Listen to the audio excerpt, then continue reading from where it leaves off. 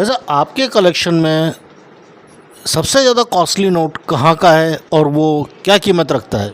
Gibraltar का note होता है जी लगभग 20,000 रुपये का, और पोलैंड का नोट होता है लगभग 20,000 रुपये का। बाकी रेस्ट ऑफ द नोट, एक नोट की बात कर रहा हूँ इंडियन वैल्यू के हिसाब से, इंडियन नोट्स के हिसाब से। और जो रेस्ट ऑफ दी बाकी के नोट हैं वो 150-200 रुपये से शुरू होते हैं, 3-4-5 हज़ार के भी काफ़ी वैराइटीज़ आती हैं, और 7-8 हज़ार के भी नोट होते हैं, लेकिन ज़्यादातर 20,000 के सिर्फ 2 ही नोट हैं फ़िलहाल तो जो महंगे हैं। अगर कोई खुद से इन नोटों को कलेक्ट करना चाहे तो आप सजेस्ट करेंगे कि वो क्या करना चाहिए, वो कहाँ से मिल सकता है, या इसकी इन्फॉर्मेशंस, इसकी नॉलेज वो कैसे गेन कर सकता है? देखिए, आपका चैनल इस समय काफ़ी मूवमेंट में है, और मैं आप सबसे रिक्वेस्ट करूँगा, जिस किसी को भी क्यूरियोसिटी हो और कोई जानकारी लेना चाहे, आपके चैनल के माध्यम से मेरे से पूछ सकता है। आप मेरे नंबर प्रोवाइड कर सकते हैं।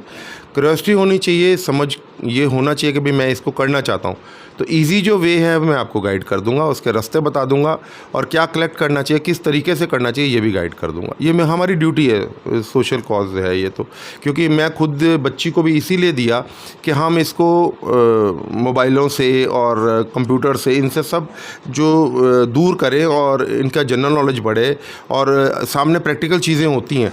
आज जैसे आपने ध्यान दिया होगा, जब मैं कॉइन एग्जीबिशंस लगाता हूँ और जब मैं अकबर का सिक्का रखता हूँ और हम बुक्स में उसको देखते हैं और फिज़िकल देखते हैं, तो दोनों में कितना अंतर होता है। बस वही बात है, उतना जल्दी ही हमारे यहाँ पे मानस पटल में उस चीज़ बैठ जाती है कि भाई ये चीज़ है, ये वहाँ होती है, ये होती।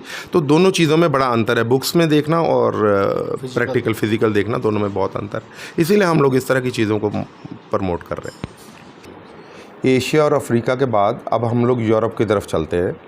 ये अल्बानिया का नोट है, ये भी सिंगल नोट प्रिंट है।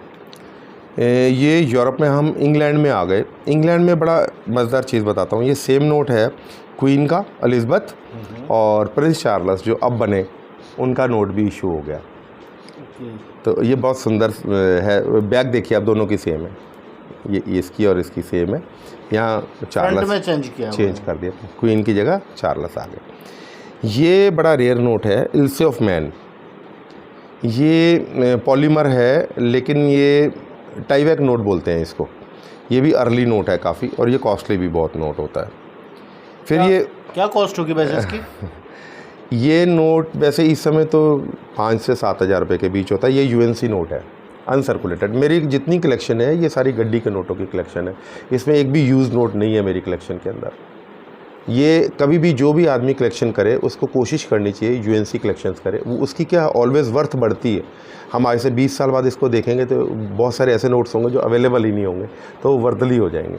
इसलिए हमेशा कोशिश ये करनी चाहिए। ये नॉर्थ मैसिडोनिया का नोट है, 10 का, 10 दिनार।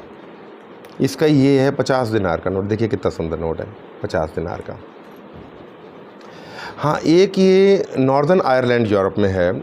इसमें इन्होंने बैंक अथॉरिटीज़ में 4 अथॉरिटीज़ को नोट बनाने की परमिशन दी। ये डेंस के बैंक का नोट है, ये वाला 10 पाउंड्स का।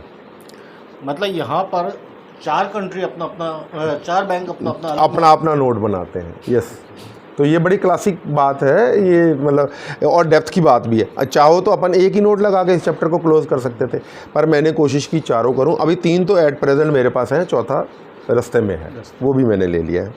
ये बैंक ऑफ आयरलैंड है, जैसे ये डेनस के बैंक था, ये बैंक ऑफ आयरलैंड है, और ये अल्स्टर बैंक है। 3 बैंक मेरे पास आ गए। हाँ जी, ये देखिए, ये पोलैंड का नोट है, ये बहुत सुंदर नोट है, 20 का। ये रोमानिया के नोट्स हैं। रोमानिया में ल्यू बोला जाता है। रोमानिया में 1 ल्यू, 5 ल्यू, 10, 20, 2000, 10,000, ये सब इसके नोट है। फिर ये रशिया, 100 रूबल्स, इसमें एक ही नोट आया रशिया का, कमेमोरेटिव नोट है। स्कॉटलैंड जो आयरलैंड में बात हमने की थी वो स्कॉटलैंड में भी है। स्कॉटलैंड में 3 अथॉरिटीज़ हैं। ये बैंक ऑफ स्कॉटलैंड है, ये नोट जो है बैंक ऑफ स्कॉटलैंड का है, और ये रॉयल बैंक ऑफ स्कॉटलैंड है। एक इनका क्लस्टर बैंक होता है, वो मेरे पास अभी नहीं है, वो भी रस्ते में है, मतलब मेरा लिया हुआ है। फिर आपका ये ऑस्ट्रेलिया आ गया, $20, $5, $10। ये आपका कुक आइलैंड आ गया। ये सारे ऑस्ट्रेलिया एंड ओशियाना उसके हैं। ये फिजी आ गया, न्यूजीलैंड का नोट है, बहुत सुंदर नोट है। इसका एक नोट मैंने अभी और लिया, वो फर्स्ट इशू है, ये सेकंड इशू है, सेम नोट, लेकिन ये पीछे ये चेंज है, थोड़ा सा उसमें डिफरेंट है। ये PNG पापुआ न्यू गिनी, इसमें किना बोलते हैं वहाँ की वैल्यू को। तो ये 2 किना के अलग अलग नोट हैं, देखिए आप, ये और ये 5 किना, ये 10 किना सॉरी ये सामोआ में ये 5 का नोट है। देन इसके बाद ये 10 के 2 हैं, ये कमेमोरेटिव नोट है, वहाँ गेम्स हुए थे। और ये 20 का नोट है। ये सोलोमन आइलैंड, ये भी कमेमोरेटिव नोट है सोलोमन का, $10 का। इसके बाद ये देखिए, इसमें 2 का, 5 का और 40 ऑड फिगर आ गया, ऑड नोट आ गया। ये टोंगा का 5 और 10 2 आता है, 5 मेरे पास यहाँ लगा हुआ है, 10 रास्ते में है, वो भी है मेरे पास, मतलब कलेक्शन में है। वनाटू का ये 200 का नोट है, वाटू बोलते हैं इसको। ये बारबुडाज, ये हम सेंट्रल अमेरिका की बातें कर रहे हैं, अभी जो आ गया ये सेंट्रल अमेरिका है, ये डॉलर्स है, $2 का नोट है।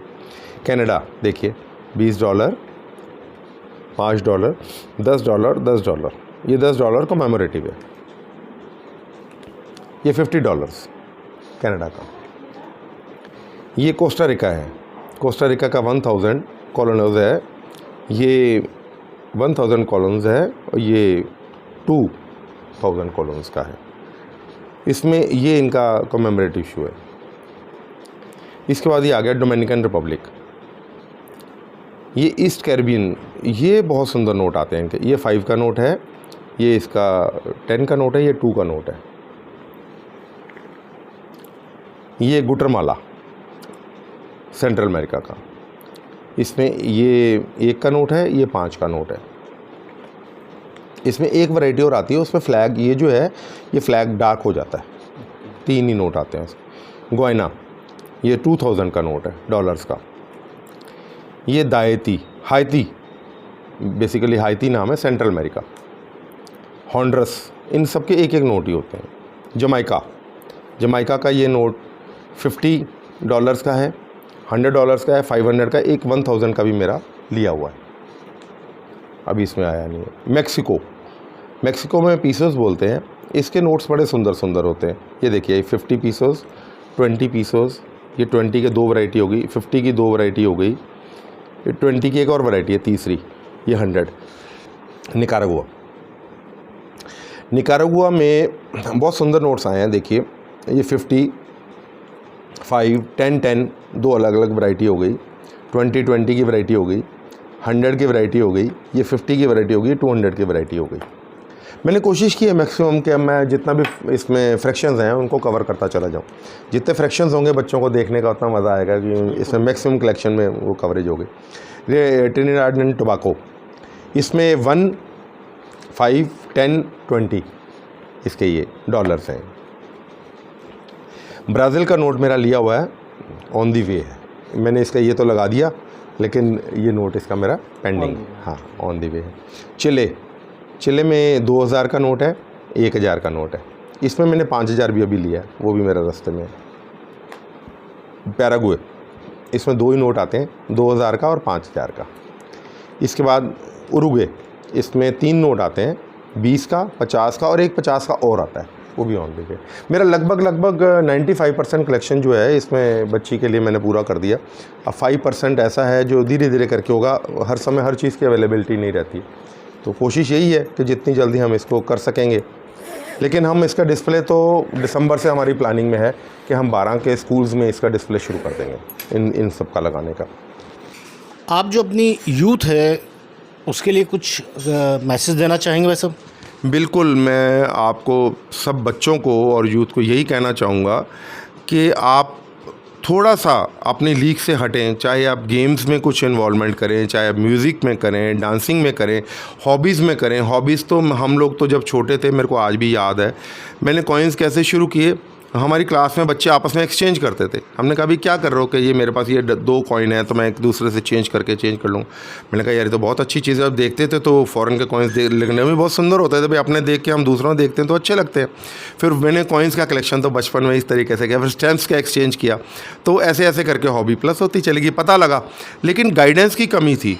आज जो मैंने सीखा 2001 में मैंने गुरु दक्षिणाएँ बहुत दी, मतलब एक्सेस बहुत पैसे खर्च किए, लेकिन उससे समझा ये कि आज हमारी मैं क्योंकि कोटा फ्लैटिंग नुमिस्मेटिक्स सोसाइटी का चेयरमैन भी हूँ और मैं समझता हूँ हमारा दायित्व है कि जो बच्चे भी ये करना चाहें हम उनको प्रॉपरली गाइड करें ताकि उनका पैसा, देखिए आज पैसे की वैल्यू है, वो वेस्ट नहीं होना चाहिए और प्रॉपर गाइडेंस से करें। एक ही सब्जेक्ट पे काम करें, 2 ही सब्जेक्ट पे करें, ये नहीं कि हर चीज़ खोल ली।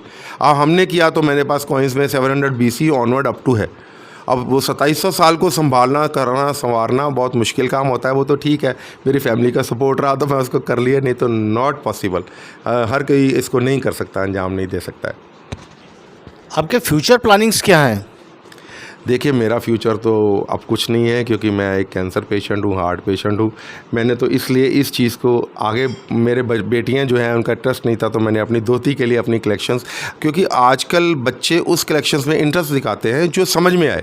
आज मैं उनको उर्दू की कलेक्शन दे दूँगा ना, मेरे पास तो दुनिया भर की पड़ी है, तो बच्चों का इंटरेस्ट ही नहीं होगा। वो एक शौक़ के लिए एक बार देख लेंगे, लेकिन ये चीज़ें वो कलेक्ट कर सकते हैं। वो अपने मामा, चाचा, ताऊ, फ्रेंड्स सबको बोल सकते हैं जो बाहर जाए, भाई हमारे लिए करेंसी लेके आइएगा, कॉइन्स लेके आइएगा। तो आज ये चीज़ें पॉसिबल है। इंडिया में ही करना हो तो इंडिया का आप कॉइनेज को कलेक्ट करेंगे तो इतनी लंबी लिस्ट, लंबी चौड़ी है, आपको उसी में करने में मज़ा आ जाएगा। स्टैम्प्स करें तो थर्मेटिकल करें, कोई भी चीज़ करें थर्मेटिकल करें तो ईजी गोइंग काम हो जाएगा कलेक्शन करना।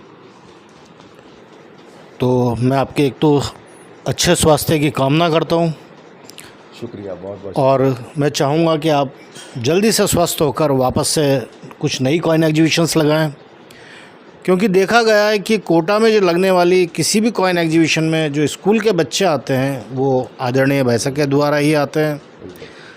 भाई साहब, हमारा मोटो ही, हमारी सोसाइटी का मोटो ही हॉबी को प्रमोट करना है, बच्चों को एजुकेशन देना है। और हॉबीज़ कितने तरह की होती हैं, पिछली बार आपने देखा होगा तो हमने पॉलीमर्स का वहाँ पे भी कलेक्शन लगाया था। हमारे यहाँ पवन हटीला जी हैं, उनका कलेक्शन था, बहुत अच्छा कलेक्शन है उनका। तो उनके पास तो ओड नोट की बहुत बड़ी वर्ल्ड वाइड कलेक्शन है। तो मैं भी उनसे ही इंस्पायर हुआ और उनके इंस्पायर होने से ही मैंने बेटी के लिए ये कलेक्शन किया। और मैं समझ में आया कि बच्चे जो आज के बच्चे हैं, जैसे उनको रिपब्लिक इंडिया करा दिया, इंडिया के नोट्स करा दिए, फ़ॉरेन के नोट्स करा दिए, ये बिल्कुल डिफरेंट सब्जेक्ट है पॉलीमर जो है, क्योंकि इसको 70 कंट्रीज़ ने ही इशू किया। इसलिए मैंने उसके लिए पहली ये प्रायोरिटी रखी। सेकंड जो उसकी कलेक्शन, उसको मेरे बर्थडे पे अब मैं गिफ्ट करूँगा नेक्स्ट ईयर, वो मैंने उसके लिए एशिया की कलेक्शन बना रहा हूँ। 50 कंट्रीज़ एशिया के, वो उसके लिए कलेक्ट कर रहा हूँ। वह उसमें सारी डिनोमिनेशंस मेरी कोशिश है होनी चाहिए कवर।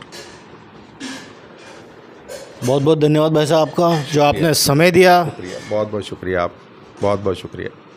दोस्तों, हमारे द्वारा दी गई जानकारी आपको पसंद आई तो वीडियो को लाइक करिए, शेयर करिए, जिससे कि यह जानकारी और लोगों तक भी पहुंच सके, और चैनल को सब्सक्राइब करिए।